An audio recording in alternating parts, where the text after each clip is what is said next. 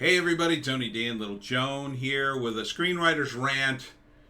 Yeah, it's not really going to be about He-Man. It's something bigger than just He-Man, but He-Man is just the current example of what Hollywood does. Okay? So we're going to get into it, and it's not going to be another Kevin Smith rant, although I'll mention him because I just find this whole situation very hilarious. So smash like and subscribe. Thank you for smash liking and subscribing. Please check out my books. Links in the description. And there's a really good reason to check out my books because I'm an independent creator, and I won't do to you what Kevin has done to you. At least not now. If somewhere down the road I'm a decrepit old man and they finally pay me off. Maybe that might happen. I'm not going to say I'm totally above it, but I'm pretty committed to not ruining things in my creations because that's kind of all I've got, and I've spent most of my life in obscurity anyway. I'm going to sell it in the ninth inning and just retire. Nah, that's not me. I have nothing to retire to. Like, what the hell am I going to retire to? I only want to retire so I can continue to create more cool stuff. I used to say, to people at comic book conventions all the time, they'd say stuff to me like, who do you think you are, Stan Lee? I go, do you see Stan Lee here? I'm here. I'm here to sign your book. I'm here to talk about it. Where the hell's Stan Lee? Where the hell's the other creators? Where are the image guys? Where are they? They're not here. I'm here. And I made this. And you kind of have to have that attitude. Now, when you're working on a franchise like He-Man, it's a little different. But, what? I'm talking about a thing, Joan. I'm getting into a whole thing. You want to come over here? What are you growling about? Anyhow, this is a headline in Variety. Kevin Smith made Netflix Masters of the Universe revelation specifically to please He-Man fans. Some got mad anyway. It's not exactly true now, we've learned. It seems that Kevin took the lead of his bosses who gave him a paycheck, who said, yeah, don't worry about it. Piss them all off. Who cares? It's good attention.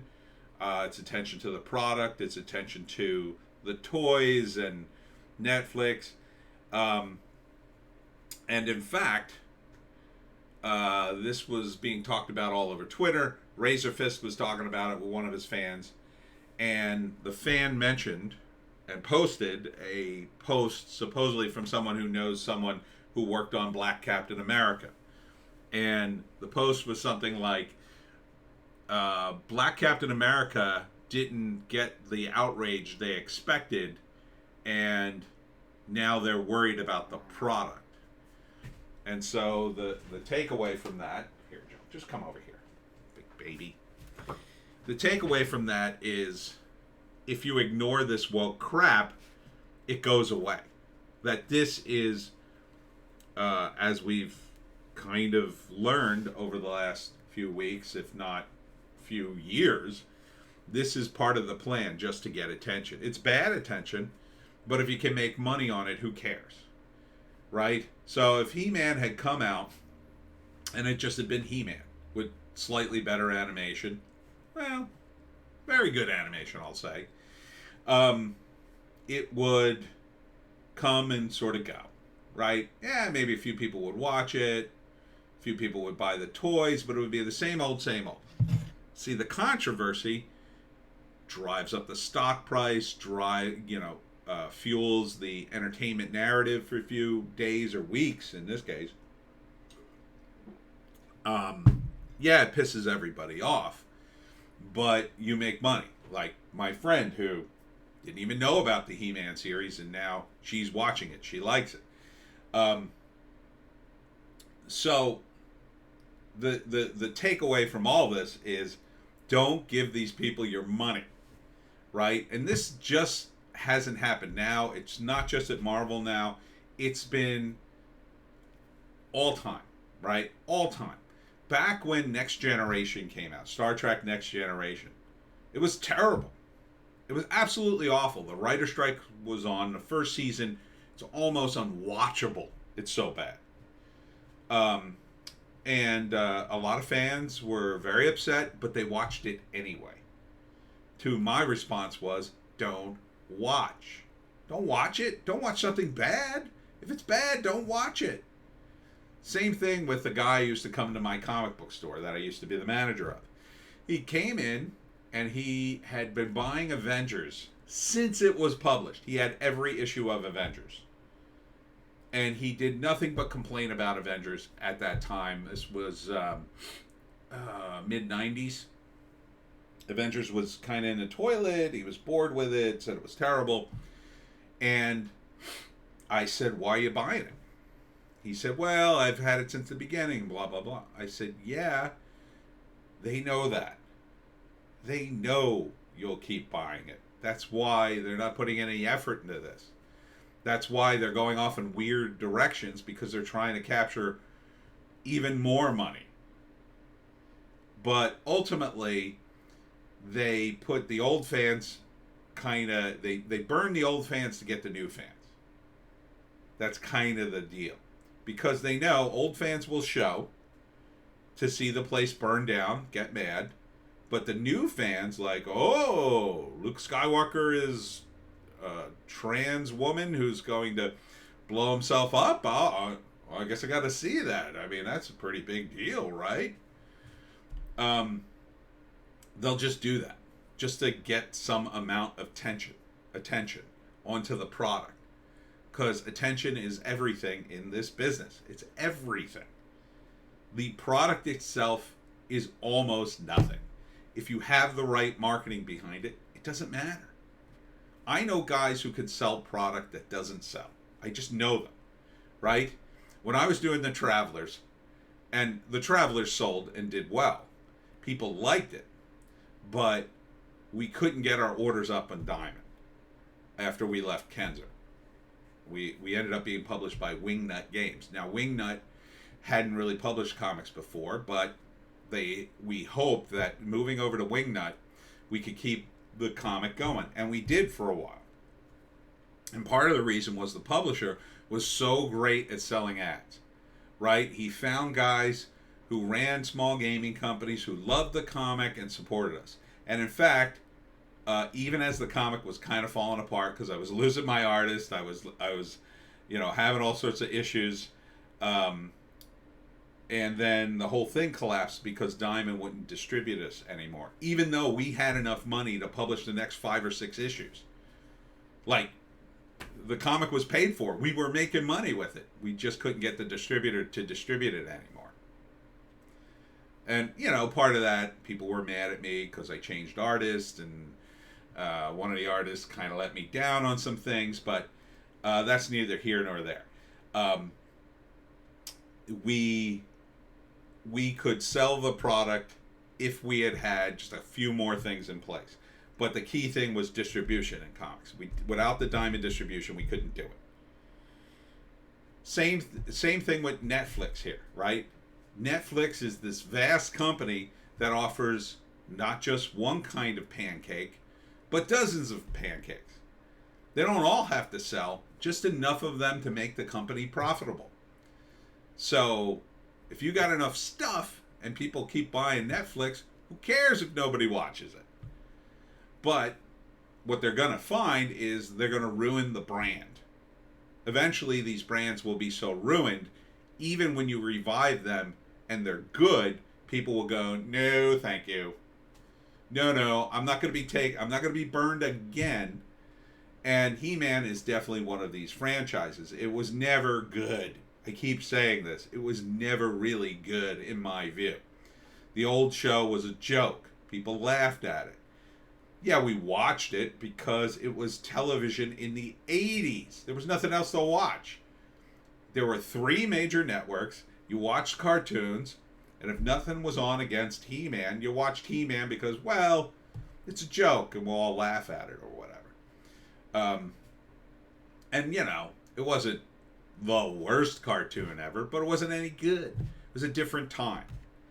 Now the dynamic is you have Netflix, the juggernaut, all they have to do is get enough people, get enough hits in that mix, that Netflix, the umbrella company, is still viable.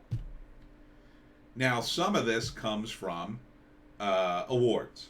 Some of that drives the engines here, right? So Netflix got a ton of awards because they're so woke and wonderful, but awards mostly have gone by the wayside, right? You know, nobody's watching the Oscars, nobody's watching the Emmys anymore. So that's fewer people. There are people still, they tend to be older than me. They still watch all the movies that get Oscars. They're like, oh, the Oscars came out. Oh, we got to go see these movies. Same thing with the Emmys, that they don't know what to watch. Their bar's kind of low. So if somebody tells them, oh, this is an award-winning thing, they'll tend to go watch it. But now that they're not watching the Oscars anymore, that's not going to work anymore. You know, my nephew is in college. Both my nephews are in college. My niece is heading that way in a few years. They don't watch that kind of stuff. They have no clue. They don't care. They watch stuff on their phone. So they're only going to watch snippets of this. And all they're going to see is people complaining about it. Now, some of them might be like my friend. They might hear all the complaints and go, oh, I'm going to check this out anyway. Maybe because they're woke. Maybe because whatever. But most people won't. Most people hear something's bad. They're not going to waste their time unless there's some kind of freak about fantasy guys with swords or whatever. And I'll add, too, this whole He-Man fiasco could have been avoided if Kevin was honest and they didn't just put He-Man in the forefront of everything. Look at this. Kevin Smith made Netflix Masters of the Universe Revelation specifically to please He-Man fans. No, he didn't. He-Man's barely a character in his own show, and he's humiliated and emasculated at every turn. And Kevin's trying to argue otherwise. Personally, my opinion on Kevin is he doesn't care. He never cared about He-Man. He accepted a gig, and he's going to use all his powers to make the gig work and make as much money as possible. I did my meme. I don't know if you saw it. I thought it would get some traction, but I'll show it to you since nobody else looked at it. Let's see if I can find it here. My Kevin Smith meme. I don't make a lot of memes. Yeah, here it is. So I got Kevin with the He-Man cereal, Sellout Crunch. In very tiny letters over here, Masters of the Universe, I have the payday. And then, you know, the various products, mortgage payment, retirement savings, vacation house, kids' college tuition. I mean, you get it. It's about money to him. And I don't fault the guy. Except that he lied. And so you get what you deserve when you lie to fans. Again, if I had done it, and let's say I'd worked on the show and I was forced into this situation, my response would be, first off, not to do any interviews. No way. No way I would have done any interviews. They would have been like, well, we're totally dismantling He-Man. I would have been like, okay, well, my instinct probably would be not to be a part of it at all. But let's say I had to because I got overhead and I'm broke and I desperately need this gig. Okay. Don't come out and lie to us. Just say what all these woke tards say. Oh, you know, we're doing our own version. It's a modern take on He-Man. We're updating it. We're moving on.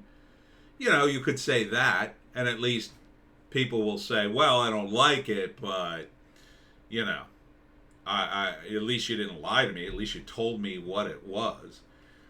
And these guys still don't understand scripts are going to leak. They're always going to leak. You can't put a lid on these guys because these woke tards love to brag. They love to humble brag. Oh, I'm working on He-Man. Guess what? Teela's going to be the real hero and she's going to be gay. Imagine the Trump supporters crying in their cereal about this. Ha ha ha. They love that. They love it. It's like, again, I think I said this before. It's like a dysfunctional kid who never got attention, but he gets bad attention, acting out in school. Here they are getting bad attention. And, so they're right at a certain level that this bad attention drives their sales up to a point. But in that process, you ruin the brand because you look at the drop off from Black Widow, right? Sure, Disney's juggernaut of an advertising machine can get that first weekend going, but you can't counter the buzz, the negative buzz. You can't counter that. If the movie's bad, people are going to know, and they're going to tell all their friends, And yeah, they control the reviewers, but who listens to movie reviewers anymore? There are hardly anyone's even to listen to. I mean, you can listen to me. I'm honest. I'll tell you about my biases or whatever. I'll tell you, if I hate a movie, I don't care. And in fact, doing a negative review gets me more hits on YouTube. But, you need to get your sources of information, just like in news, from honest sources. And in entertainment, that is really tough to come by. And most people just don't care about this stuff, right? They don't care about He-Man. My brother, he's 4 years younger than me. He didn't even know about this. And he'd probably be more into He-Man than I was because I was 17. He was 13 when this came out. This would have been aimed at him. I don't think we had any of the toys, though, so I don't think he was a fan. He was more of a Star Wars guy. And don't get me started on what he thinks about the new Star Wars movies. So, don't give these people your money. There's always new stuff around the corner. Look, He-Man was not that good of an idea. They just came up with the toys. They came up with some crazy names. At that time, it wasn't even considered all that creative. One of the characters that died, Moss Man. I mean, how hard is it to come up with Moss Man? We need a bunch of cool guys. All right, Moss Man, Merman. Because you got that cadence. It was all just toys. Same thing with the G.I. Joe line. Ooh, we'll have Snake Eyes. Yeah, like craps. They just made all this stuff up and put it out there. And yeah, it was a hit. They did that with a bunch of comics and cards and games and toys. A bunch of it fell by the wayside, wasn't popular at all. But when you own this stuff and you're a company and then 20 years go by, they know there's a nostalgia thing, right? And for He-Man, the nostalgia was the 80s. Then it disappeared, came back in the 2000s. It's been another 20 years. Boom. So, 80s, 20 years later, 2000, 20 years later, 2021. So, but, it's a law of diminishing returns. And it's like what corporate America does. They burn the company down, or in this case, the product. They'll burn it down to get more money this one time. And then, they might call in a famous creator, like, I don't know, they'd call in, let's say they call in George R.R. Martin. Let's say that he's broke and he needs a gig, and they say, well, we want you to revise He-Man. They'd call him in, dump a truckload of money on him, and I'm sure he'd come up with something to revive He-Man, and then it would be good, and people would go, oh, okay, I don't like He-Man, but and I'm still pissed about the Kevin Smith thing, but I'll go see it for George. They need talent. So what does that tell you? Follow the talent. I know, I pointed to myself when I said talent, right? Because I'm talent. That's what all these creators are. I was just watching a stream with Ethan Van Sciver. He's saying the same sort of stuff, right? Don't give these people their money. Give it to Ethan, right? Ethan's got a great toy line. He's got his Cyber Frog. Now, personally, it's not meant for me. I don't really read Cyber Frog, but I respect Ethan, and I love his videos. So, and he points out the same sort of things. It's like Kevin Smith, he was once one of these guys like me, a creator struggling. He knew the movie industry was totally effed and screwed up, but now he's part of it. Now he's made the money. And now he's got that overhead. He's got a kid and a wife and big houses and projects. He wanted to do Clerks 3. How do you get there? Well, in Hollywood, you get there by doing the project you don't really want to do. You lend your street cred to do the project. And it's about ego, too. So I'm sure Kevin thinks this stuff was pretty good. Okay? I'm sure he thinks it was pretty good. And unfortunately, though, I think he also wanted to do what everybody else in Hollywood's doing. That's defy expectations, subvert expectations. But that's following the trend, man. So why don't you take it the other way? That would be really subverting. That'd be subverting the trend, right? So let's say instead of taking He-Man and subverting him to be, you know, secondary in his own cartoon, what if you got rid of everybody and just made it about He-Man? Right? What if the first 4 episodes had been nothing but He-Man? I mean, literally by himself. Some sort of surreal, mystical thing where he's walking around Eternia and in the mist, like Conan the Barbarian, just traveling around, fighting monsters out of the mist in order to get back to Castle Grayskull and try to figure out what happened to him. Right? Sounds intriguing. You could go a lot of different directions with that. It's something that no one's doing. But instead, what did he do? Well, he did what everybody else in Hollywood does. He took all the characters. He made the female the lead. He threw in some black characters. Made one of them gay. Got rid of the straight white male. And then maybe implied, like, one of the guys on... There's a big stream about this. Everybody's talking about He-Man stuff. Which goes to Kevin's point that, you know, this is exactly what they wanted. On one stream, it was a lot of different people. Rakeda Law, Yellow Flash, a few others. And, you know, they were just talking about all sorts of stuff like this, including that they're just sidelining the straight white males. They're getting rid of the redheads in Hollywood. And the bad attention, that's what they're going for. And they leave us to sort of pick through the pieces and say, blah, blah, blah. Again, I don't care. I'm into my own stuff. You know, I push my own stuff on people. I don't have any shame in that because my stuff I know is good. And that's why you should look to independent creators. You know, especially a guy like Ethan Van Sciver. I could tell you without reading Cyberfrog that's probably pretty good. Because Ethan is a creator. He's been in the business a long time. He's certainly a great artist. I mean, you can just see that by glancing at Cyberfrog and the design and whatnot. So I'm sure it's going to be better than this.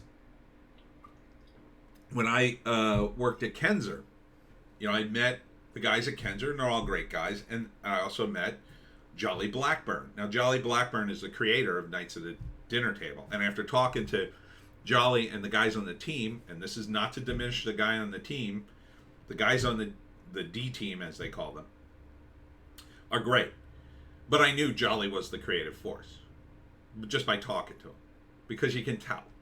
You can tell if you're in this creative world and you do this kind of stuff. You could just tell who's the creative force, who's the guy, you know, who's the Stan Lee, the Walt Disney, or who, whatever you want to say, of their little corner of the universe. You can tell because they got so many ideas. I got so many ideas. I can't write them all. I can't get them all out fast enough. That's the kind of guys you need to be in charge. But unfortunately, those are the kinds of guys who often get taken advantage of. That's why they need your support. That's why we need fan support.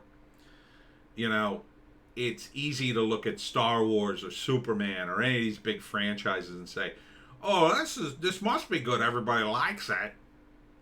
Yeah, maybe there was a kernel of what it was really about way back when. But, you know, these big Hollywood franchises are marketed to make you feel that way about the person. Or about the characters, I should say. It's not about the people anymore. They want to disconnect the creators from their creations. That's one of the things Hollywood does. Because they want control of it. They need to make as much money as possible. It's why Star Wars had, you know, Dole, the guys who sell bananas and fruit. I took a picture of it, but I think I deleted it off my phone. I was at the store and I bought bananas, and on the package, the plastic package for bananas, it was Star Wars. Because they were selling bananas using the Star Wars logo, I guess, which I don't know why you would buy bananas because Star Wars characters were on it, but I mean, that's how good Disney is, that they could get the Star Wars characters on a package of bananas. As if anybody would say, well, they must be great bananas. I mean, Han Solo. I mean, who knows a better banana than Han Solo? But that's what they're about. And if I got a deal with them, they'd do the same thing for the Pineys. They'd shove it down your throat. They'd be in every corner store, pictures everywhere until you were sick of them. The actors, everything. But success often ruins these things because there's too many people involved. That's why you need a visionary. That's why you need someone like George Lucas to say, no, yes. Even if he makes the wrong decisions, prequels, even if he makes bad decisions, at least they're from him. At least the bad decisions are his. So you got to follow the creators. Kevin Smith, he's punching a clock doing He-Man. And you could tell by the way he's talking about it. He's talking about, well, this is what my bosses say. This is, this was in the Comic-Con panel, I'm paraphrasing. But he's talking about, like, well, these are the guys in charge. These are the guys who sign my paycheck. That is a willing submission to the guys who are paying you money. And, you can criticize him for that. That's what he does. I don't criticize him for that. I criticize him for lying. And that's not an excuse. Just because you're making money, and you're going to lie to me? Nah. I get it. You got to push the product as best you can. But you made a mistake because Kevin specifically came out and said, no, this isn't the case. And it was. And look, he may have been pressured from those guys at Netflix. You better fix this. You better do damage control. He can come out and say anything. He said it was no big deal in Netflix. Does that make it true? Absolutely not. Those guys could have been freaking the F out. You'll never know. He's not going to say that. Oh, yeah, they were freaking out. Nah. No. So, you're never going to know the truth of what's going on behind the scenes. There could be some woke woman who's running his division saying, we've got to emasculate this character. I mean, it could be the worst nightmare you could think of. Or it could be someone who's just a money-grubbing person saying, nah, just do it, whatever. Kevin is passing it off as all very casual. And it is. As long as the money rolls in. Yeah, as long as the money keeps coming in, as long as the trends stay the same, everybody's copacetic. The moment the money stops, there's a problem. There's a problem, and somebody has to take the fall. The problem with Kevin Smith's strategy here is he doesn't understand. He lent his credibility in order to make this whole thing happen. That's what they paid him for. They didn't pay him for his talent. They don't care about his talent. They could have gotten Michael Bay to be the guy. I don't think they give a flying F about his talent. And he is talented. He's got some talent. But at the end of the day, it's about putting A's in the seats. Or, in this case, sign-ups at Netflix. Which, when they're completely disconnected from the talent, as they will eventually be at the rate they're going, they won't even need a guy like Kevin. They'll go the way of Marvel Comics. What did Marvel Comics do? Well, they stopped hiring big-name artists and writers and instead went to Tumblr to hire the artists there. The people who had never written comics before, they could pay them a lot less. And that was a thing in comics, by the way. There was a phase in which all the money just sort of fell out of it. Where they cut everybody's pay. So, they have to pay a guy like Kevin Smith way more money because he has a name. So, when they get to the second or third season and they don't want to pay Kevin, but they still making some money off this thing, they'll just get anybody to do it. The cheapest guy to do it. Who cares? Who cares? They don't care about the audience. They've kind of already established that. As long as the guy agrees to, do what they want, and he will, because the cheap guy will have to, right? the cheap guy who's making, union minimum is going to do exactly what Netflix wants. That's the whole reason they'll hire him. They'll interview him. He won't even get in unless he has the right politics and looks and all the trends. They'll ask him to give him some samples. His samples will all be in line with exactly what they want, and boom. They're not going to hire a guy who's got crazy ideas, who they should hire to make amazing ideas. And keep in mind, too, that amazing ideas buck the trends, and they piss people off a lot of times, too, right? So the kind of guys I would hire if I ran Netflix would piss off everybody in the entertainment industry. Everybody. And you would love them. You would absolutely love them.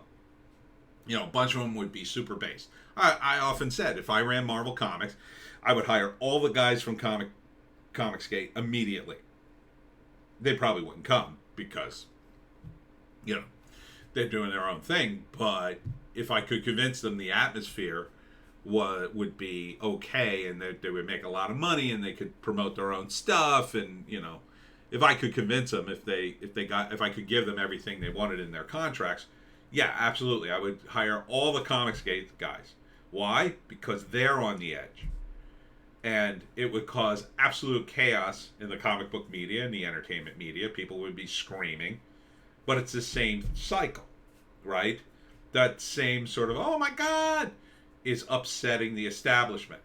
What you have here is really the establishment co-opting that process, right? So back in the hippie days, if you came out and said, "Ooh, woman's in charge," like, that was a bit of an outrage. Like, a woman cop? Charlie's Angels?